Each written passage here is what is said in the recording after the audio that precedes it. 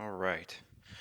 Let's get this out of the way first. The thoughts, views, and opinions expressed on Tailboard Talks Firefighter podcast are solely those of the speakers, guests, and host, and do not in any way represent the thoughts or views or opinions of any other employer, partnership, or sponsor. The material and information in this podcast is for general information purposes only and should be used at the listener's discretion.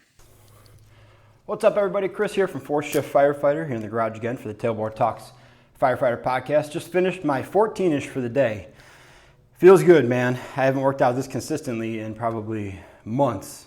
Just getting ready for that bike ride. Like, it's a hard ride day and then a day off, and then maybe like an old school bodybuilder day and then a couple days off, maybe an indoor ride. So it's more sporadic because I like doing the distance stuff, but I still have the draw towards like meathead stuff. So Katie and I have a trip coming up end of this month. We're going up to Mackinac City, Mackinac Island.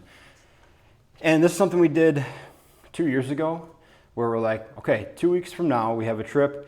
We know we're gonna be drinking there. Our eating's gonna be kind of all over the place and going out a bunch because we're on vacation. Let's kind of, get back to baseline for a few weeks so we don't feel like a complete pile of goo out there on the beach and just in general, right? Because we know we're gonna have fun on vacation. That doesn't mean having a few drinks and staying out late. So kind of came up with this thing called the 14-ish. And I was in reflex of seeing things like Whole 30 and 75 hard and whatever other crazy stuff that I'll never try because it's way too hard. I shouldn't say that.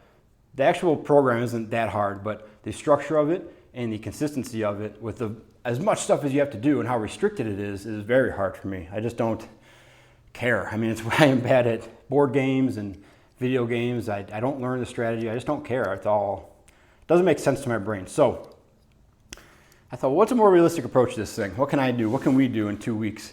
And that was about 2 weeks till our next camping trip. So 14 days-ish, because if you want to extend it further, go for it. If you screw up a couple days and you want to tack on a few extra days at the end, cool. It could turn out to 17 days.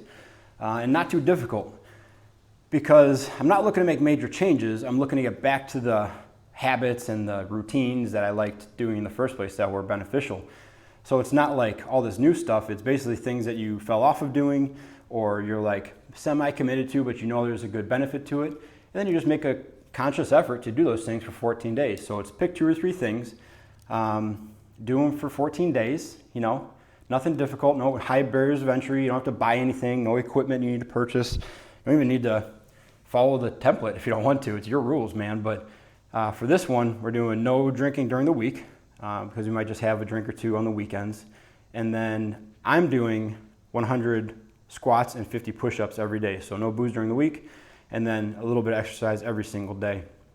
Katie's got her own rules she's following. I've had people message me on Instagram and tell me their stuff they're doing. Matt Spade's doing more breathing and meditation stuff because he says he fell away from that. Some people are doing other stuff and to get back to their baseline. But just something to do. 14-ish, not too difficult. If you're interested in that, go on my Instagram, 4th Shift Firefighter, 4th Shift Firefighter, and there's a graphic there that says introducing the 14-ish, not too difficult. And check it out. My plan is to have a PDF on the website, 4thshiftfirefighter.com, within for next week. So if you want to print that out or steal it from the website or purchase it, however I set up there, it'll be free. It'll be free, but then you can download it and print it out, and has a little checkbox on there for 14 days. But give it a shot. It's a cool way to get back to what you want to be doing instead of having a bunch of stuff that you're told you need to do that you probably won't stick to for 30, let alone 75 days. So check it out. Okay, on the suggestion of someone from last week, I looked up the Fort Worth Mayday thing, and I'm only going to say a few things about it because first and foremost, situations like those are just impossible to really have a good opinion on because there's so much unknown about it. And there's going to be so much unknown about it for a long, long time until like an official report comes out from whoever's investigating it, right? And even Project Mayday and some other places have pretty limited information on at this point. So it'd be pretty irresponsible for me to be like, there's no way they should have been searching, or how could they not have seen the extension, or no wonder behavior changed because somebody opened the door over here and create a flow path or whatever, right? The brief synopsis is these guys went in to do a search.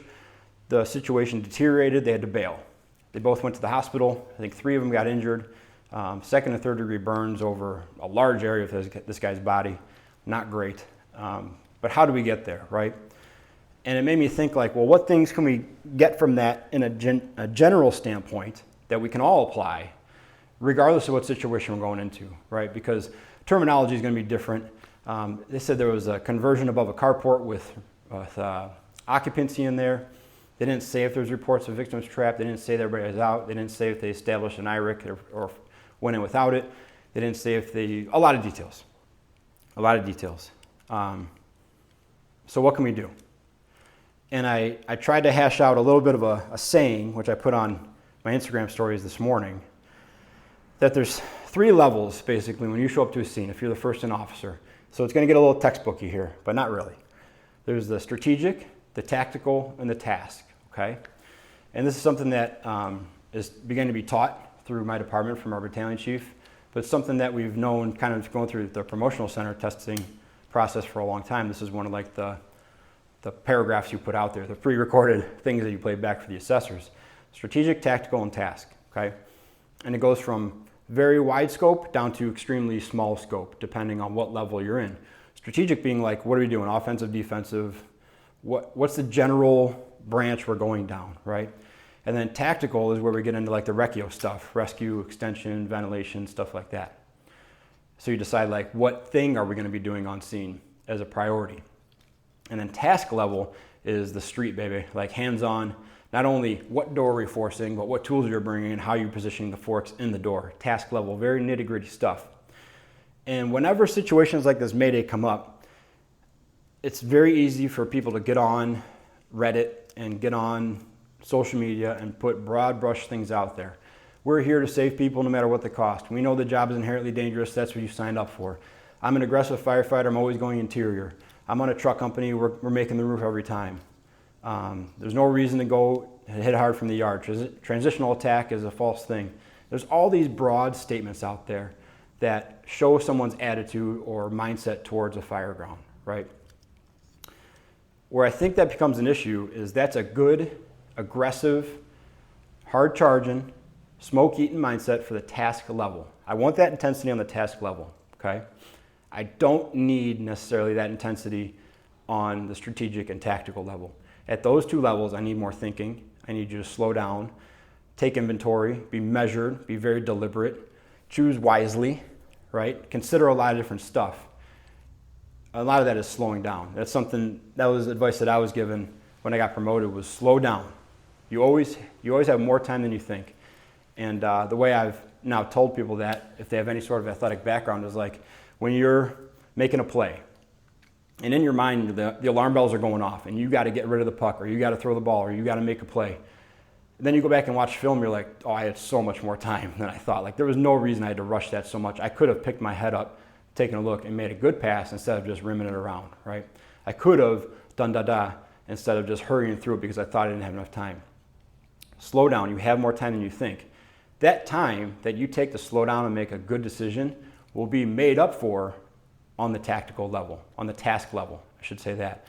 That time that you slow down and you think it's taken forever, but you're making a good decision, you're going to make up that time at the task level with that aggressiveness. So I can take an extra 10, 15 seconds and say, we need the hose line to go over there instead of directly at me, the obvious target. And then I need aggressiveness getting that hose line in place into where it's got to go. I can be more measured in saying we need to take some natural openings and just go figure out what's going on the roof and figure out a floor plan, instead of saying we need ventilation, go make a big hole and put people at risk, right? There's times to be aggressive. Absolutely. This is an aggressive job, but it has to be aggressive at the task level, okay? And it has to be more methodical and conscious at the levels above that, the tactical and strategic. So that's my word of advice, okay? If you have the aggressive level from the top down, you may drive yourself headfirst in the wrong direction, all right? If you can slow down a little bit, make good decisions with limited information in a relatively brief, rapid amount of time. I'm not saying take forever. You still got to make decisions quick because things are going on.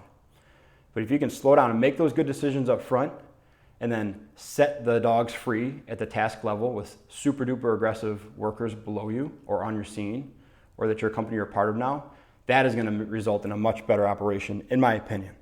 Okay. Now, of course, there's people out there who'd be like, if you're going to take that extra time, you're letting people die and you're wasting time not getting to the livable space and blah, blah, blah. I understand that. And that's why this Fort Worth situation is so difficult to comment on, because I have no idea what they pulled up on. I have descriptions from like the local newspaper, but when you see it with your eyes, it's totally different, right? It's totally different sitting at the table, hashing stuff out, doing your assessment center prep. It's totally different at the drill tower with no real emergency, but now you're talking on the radio and moving and doing stuff while you're assigning companies. And it's totally different while you're in the actual scenario and stuff is actually at risk. And now people are counting on you to make a good decision. But if we take that time up front, try to make the best decision we can with the information we have in a relatively rapid time frame, and then we get super aggressive on our task level operations, I think we're going to be in good shape. So if you're at the task level, right, if you're a back end guy, a blue shirt, a doer, right, get so good at those task level operations that when they give you the word, you are off and running. You don't have to think about, oh, do I want a 6 or an 8 pound axe, or should I use a sledgehammer, or is this a 24 or 28 ladder to get to that window, or ooh, I hope somebody's backing me up on this 1 3/4, and is my engineer going to clear the bed for the second level of the pre-connect? Get so good at those task level operations that I can tell you we're going to the back with the skid and you know exactly what to do, okay?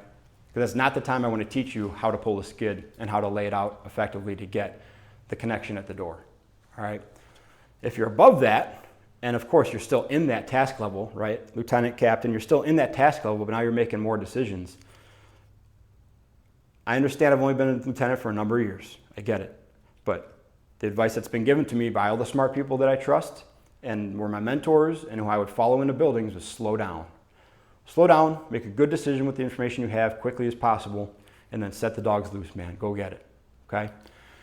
Short one today, guys. Appreciate you guys listening and checking out. I got to go pick up Nathan from Nature Camp, so that's awesome. And then I'll come back and do a little training ride later tonight. But check out the 14-inch Not Too Difficult, and I'll talk to you guys later. Check out the 14-inch Not Too Difficult. Thanks for hanging out. Thanks for watching. Go on the website, donate coffee, follow my affiliates, all that good stuff. But let's all work on being more capable and durable on the job and away from it, and being a 4th shift firefighter.